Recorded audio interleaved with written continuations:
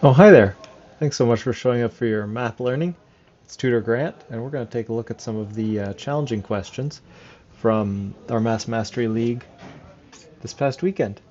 So here we go. I have this situation for you to think about. And this goes for any of you. You didn't need to be there on the weekend because we don't have a solution yet. If I told you that the radius of this circle, the big one here, here's the center, and then I go out to the edge, that radius is 1. And I want to know, I have 3 identical little circles down here, and I want you to find for me the radius of one of the small circles, such that 3 circles would kiss perfectly in the corner and just touch the edge of that bigger circle with radius 1. So find for me that. All right, and here I'll give you a hint. The hint is whenever you see circles like these in math problems, draw triangles everywhere. And if you do that, I think you'll find a road to a solution. So share your work and see how you do. Okay, so this was the first question that I received as a request to treat together. And so we'll start here. So we have 3 cubes. One of them has side length 3. Okay. One of them is much bigger and has side length 12. And we don't know the other one, but it has side length x such that the average volume of the 3 cubes is 700. So if we know that the average of 3 cubes equals 700, and we then multiplied that. This is what I would do here, is I would say, well, I'm going to multiply these by 3. And if I multiply the average by 3, then I get the total volume is going to equal 2100 centimeters cubed. Okay, these are in centimeters. We're given units. Okay, so now if I know that, so then I can write an expression for the total volume. That's not that bad. 2100 is equal to 3 squared cubed 3 cubed plus 12 cubed plus x cubed. Okay, and we're looking for the closest integer to x, just to remember. All right, and so now let's work that out. 3 cubed is, I have memorized, 27. If you don't have 27 cubed, but you do remember 144, then you can do it this way. 100 times 40 times 4 times 10 times 2. I like to do these in areas. And then I can visualize the maths a little easier. This is 1,000. This is 400. This is 40. This is 200. This is 80. And this is 8. So we are at 1,728 is 1440, right? So 27 plus, which is sorry, 12 cubed. 1728 plus x cubed. All right. So now let's go ahead and subtract 1755 from both sides. And that will give us an expression that, well, if I do that, I have 345.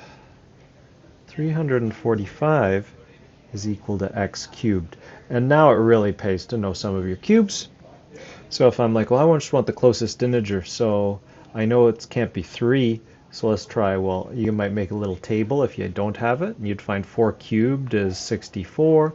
5 cubed is 125. We're still a long way, but we're approaching quick. 6 cubed is 216. And 7 cubed is 343. And I think you'll agree that 343 is pretty darn close to that. It's only out by 2. It's extremely close. And then if you check 8 cubed, if you went up that high, you would find that that's 512. and that is bust, way too big.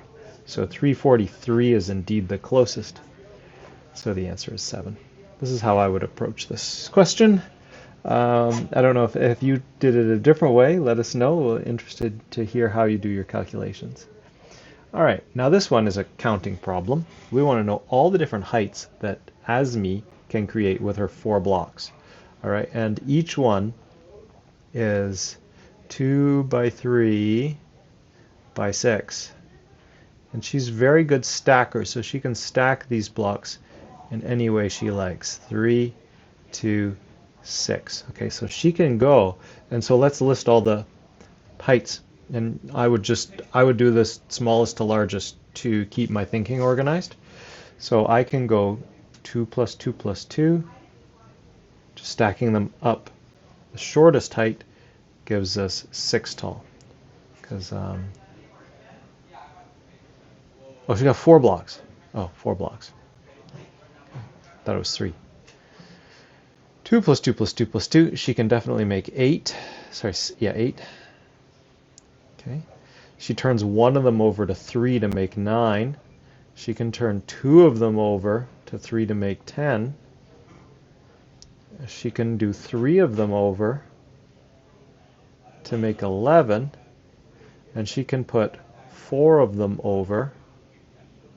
Like the numbers I'm not writing down are 2s. Okay, to make 12. So she can go all of the numbers between 8, 9, 10, 11, 12. But then, if she turns one of them up to make a 6, and it goes back to 2s, then we're back at 12, right? So she can go 2, 2, 2, 6. Well, we've already counted 12, so we're not going to double count this. So we are going to then turn one of these to a 3. Okay, and let's just improve that 3. My goodness, what happened? I got really bored of writing 3s. So there, we can do 13. We can do 14 by changing that to a 3, and we can do 15 by changing that to a 3. So we can go all of them to 14 and 15. But there's something tricky is going to happen in a second. Okay, if we go 2 plus 2 plus 6 plus 6, then we get 16, no problem. And we can do 17 equaling 17. And we can do 18. 3 plus 3 plus 6 plus 6. But show me 19. 19 is impossible. 19 we miss. We can't do it. There's no way to stack these blocks and get 19. Can't be done. Okay, and why not? Well, you'll see it, right? 2 plus 6 plus 6 plus 6 is 20. So we can't count 19. And then we can do 3 plus 6 plus 6 plus 6 is 21. And then we can also do 6 plus 6 plus 6 plus 6 is 24. Okay, so now we count these up. 1, 2, 3, 4, and then 10 more. So I think there's 14 ways that we can do this. Okay, so we just want to be careful when we count and evaluate your heights, and then we can get this one to go, get this one to work. All right, for those of you that missed this one, maybe you counted 12 twice. Like if you do, wait, no, it wasn't 12 that we can do twice. Yes, it is, because we can do 2, 2, 2, 6. And doing 12 twice doesn't give you two different heights. Okay, so that's a possible place you'd make an error. But another place you could make an error would be counting 19 or counting these numbers in between. We can't make those heights. There's no combination of blocks that will make 19. There's no combination of blocks that will make 22, 23, or 24. Sorry, 22 or 23. So we have to discount those. So there are 14 different heights that we can make, he says, wishing to go check his answer. Yeah, of course, it's good. So let's keep going. So one more question that we'll look at today. So here we're going to take WZ and XY and touch them. All right? And we want to know the distance from W to V. Because we turned this into a 3D shape, it's going to pass through the inside of the cylinder. So start with some really good diagrams. Okay, so by really good diagrams, I mean get your algebra organized nicely. So here is, like, we'll put this point here is where W and X touch. Okay, and then we'll bring our cylinder down and move my face over here. Okay, and we're going to make the bottom of our cylinder here such that V is over there. That's the point V. And because this is 1 to 3, we can actually set like the center of that circle there. And just a quick pen change. We're going to note that that's 1/4 the way around from the top of WX down to V. So that's a 90-degree angle. Okay, it's square. All right, and so now the line that we're looking for is, I'm just going to make it real clear that like our WX is actually like over here, all right? And we are looking for this line that goes through our circle this way.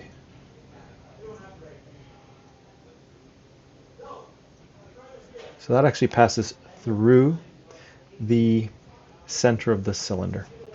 All right, and so it's going to be also 3D wise right angle there and right angle there. So I can actually work with this one here as well, like that. And so I'm going to name this point in there. Let's name these points. So we have Y, YZ down there, so I'm going to call that Y. And this center here, I'm going to call it C for the center. So I've got 2 triangles that I can work with here, and I'm going to know things about each triangle. Okay, so I've got triangle XYC, and I'm going to draw it this way. So there's YC, and here's X. So that's Y, that's X, and that's C. Okay, and I know XY is 3. Okay, so that's 3. And Y to C, well, that's the radius of this circle. So I'm just going to call it R. What is the radius of the circle? Well, if I have this circle here with center C and circumference equaling 4, because this is 4 here, WX is 4, so it says circumference 4. So that means it's 4 equals 2 pi R, and that means that R is equal to 2 on pi. So this R is equal to 2 on pi. Yikes. But it is what it is.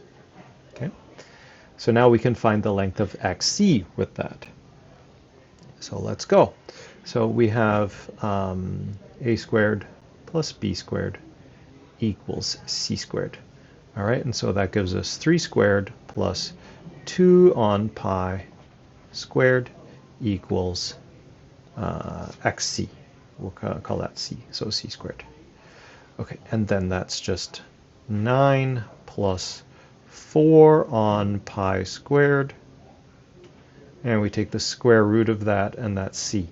Okay, and that's the exact value of C. Now, so that's through the middle there.